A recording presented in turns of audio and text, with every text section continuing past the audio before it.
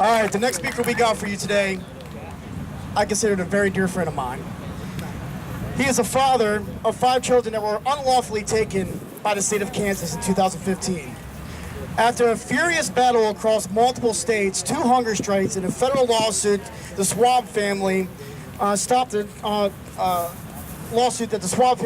termination of their parental rights and will have their children home soon. Raymond and Amelia are determined to expose the reality of human trafficking, which they call state-sponsored child trafficking by the state child welfare departments.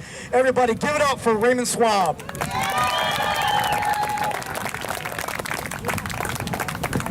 Hi.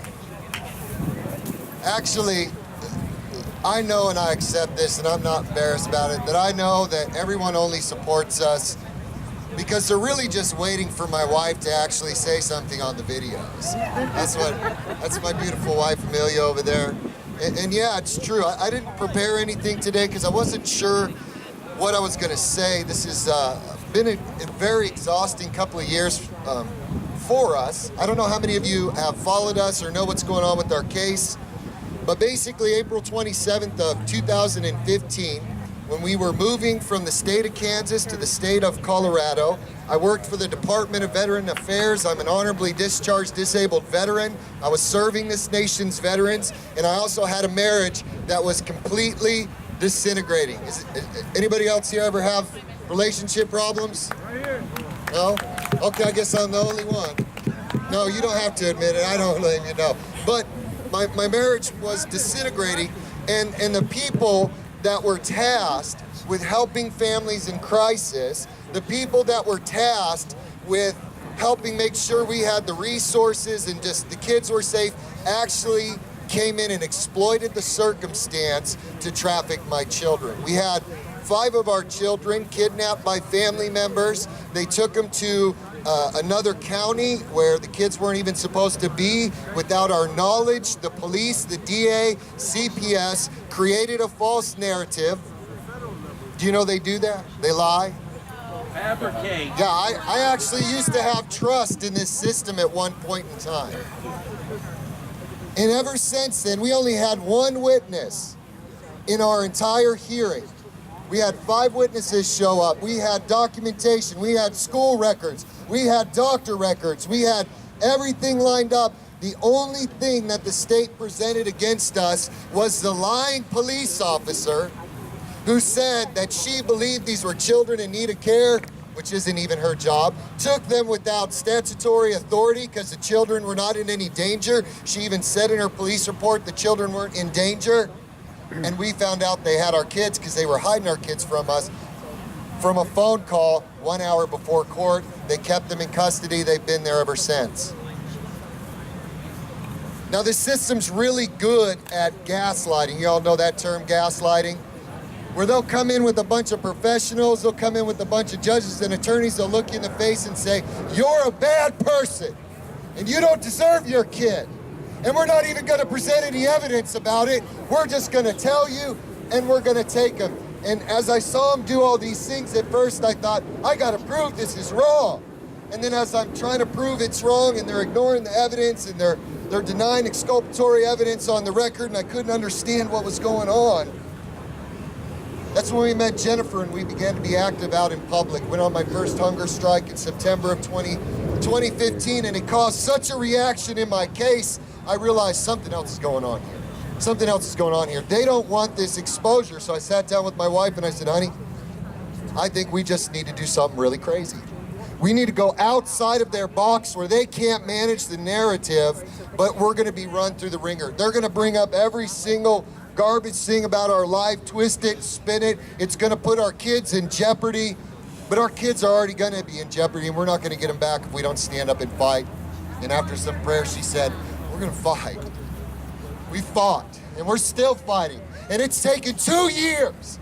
And we've just now gotten a report that my children may, and I say may, be home by Christmas this year. But one thing that I realized as I traveled around the country advocating for other families and watching the same thing happen in those courtrooms that was happening in my courtroom, Even though they were all regulated under different state statutes, we realized, wait, something else is going on here. See, I didn't even know about federal incentives. I knew CPS was bad. I don't think I've ever met a person that said, what do you think about CPS or DHS or DCF? And they go, oh, I just think they're a wonderful corporation, unless they're a social worker, you know, or somebody working for the system. I knew something was wrong, but I also saw this umbrella. And that's where we learned about the federal incentives. And when I first met Jen, I thought, man, this lady's extreme. Like, she says some inflammatory things. She'd straight walk up in a courtroom and look at a social worker and say, you're a criminal. This is unacceptable. I'd be like, man, I really don't know her. I really don't. I'm kind of backing off. But as I began to review the evidence, because I don't know if all you know about the CPS system, but A, they have secret reports that the parents never get to see, but they make rulings based on those secret reports. They have attorneys that refuse to defend your rights. They'll just say, just comply. It doesn't matter if you're innocent, just comply. And I realized what they're saying is, we have your children hostage, and until we milk every penny out of the federal government like any other good kidnapper, you're not getting them back. And if you hurt our money, if you make it so it's difficult for us to exploit your family, how many of you heard this? You're never gonna see your kids again. You know what I told him? I said, you don't make that decision. God makes that decision. And as an American, and as a veteran, and as a father, you're not gonna have my kids. And I'm gonna fight. And I'm gonna stand up.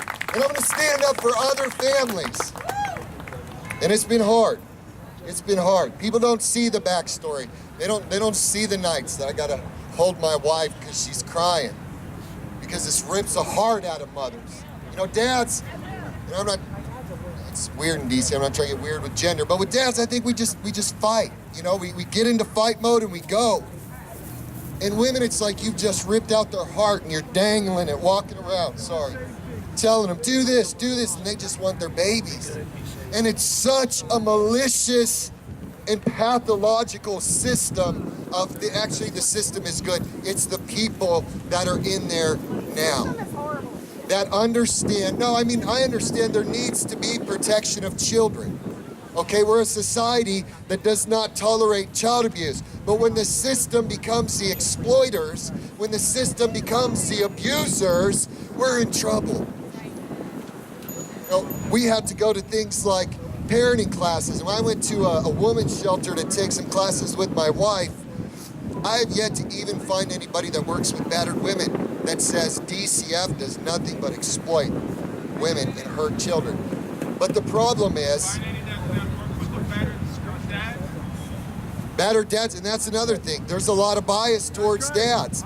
Now when we started winning our battle, they tried to spin that, separate me and my wife from each other. If you just leave your husband, he's just a mean, scary man that gets loud on a bullhorn, then we'll get you your kids back.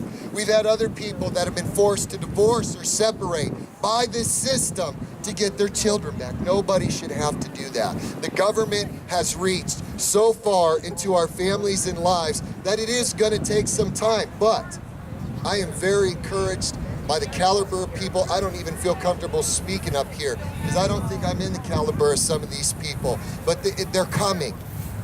They're listening to us because we may only have a small crowd here right now. But I know when I shut down my live stream, there were over 5,000 people watching live. I don't know how many people are. So we're in a new generation and a new time where we utilize this technology. We network. I've worked with many of these people here and never met one of them personally yet until this trip.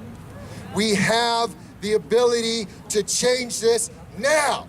We have the ability to network in a way and hold these people accountable so that we can create real and lasting change. Because one thing we got to stop doing, and I'm gonna end with this, we really have to stop doing this. It really isn't the system, and it really isn't the politicians.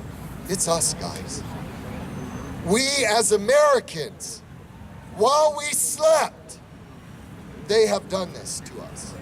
And it's our job as Americans to wake people back up and take our government back from these criminals. I'm serious about it. And the one thing I learned from that fine young lady over there, her great-grandchild. Let me tell you, I'll close with this story because this is tragic. I want to see the kind of things these people do. Maybe you guys heard of baby Braylon. So last summer when we were here in DC, I was bullhorning this story and story over. Terrible tragedy. 14-year-old girl gets raped. It's awful. And this young girl is forced to make a decision that no 14-year-old should have to make because people were trying to talk her into aborting this baby. She said, I'm gonna keep this baby. I'm gonna keep this baby, I'm gonna have this baby, I'm gonna raise this baby. And that's an amazing and hard decision for a 14-year-old child to have to make. I tell you what, these people. So she goes through 9 months of pregnancy. And while she's nursing that baby, I got the videos.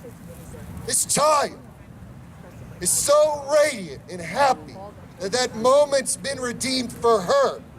And they come into that room and they snatch that baby literally off her nursing breast and say, because you got raped, you are not fit to be a mother. So I was talking to her great-grandmother, Dee over there. Please talk to her about baby Braylon. She's still fighting for that family. They're still victimizing that child. Terry LaPointe, medical kidnap, went down there. They start going after her legally. These people are so crazy. They sued Terry in the name of the baby that they kidnapped. Are you kidding me? 10 different people. This is the caliber of people that are trafficking these children because they don't think anybody is going to do anything about it. And we're all doing something about it. And the reason I wanted to share this is because last night I was talking to Dee and she was telling the story about the last time she was in court and they told her, stop supporting the Schwab family. I ain't never been to Alabama. How did people know my name? Because they hate the light. They hate that we're out here, whether we're 1 or whether we're 10. We're like, they're over here doing crime and we're shining a light and they're scrambling to try to stop it. And if it takes 7 years, God help us if it does. But I guarantee you I'll do everything in my power that by that 7-year period, we will have 1 million people in this park. We will take it, maybe by next year, because we're not gonna quit. So I'm sorry it took so much time. God bless you and keep fighting the fight, guys. Raymond Schwab, everybody. And Amelia. Beautiful Amelia.